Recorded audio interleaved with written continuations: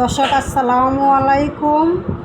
প্রথমে মুসুর ডাল আমি ভিজে নিয়েছি, ভিজে বাটিছি। বাইটা চিংড়ি গুঁড়ার সাথে মিশিয়ে রসুন বাটা, আদা বাটা, হলুদের গুঁড়া, মরিচের গুঁড়া, কাঁচামরিচ কলা, ধনিয়া পাতা, ঠ্যাঙ্গার গুঁড়া, জিরা পাখি, লবণ স্বাদ মতন ভালো করে করে মিশিয়ে তেল বসাইলাম।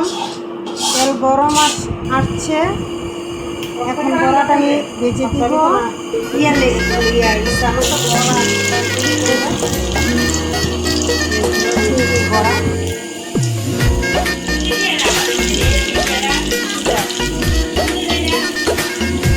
ঘুরেটা খাও বোঝে আবার ইয়া দিলে দিয়ে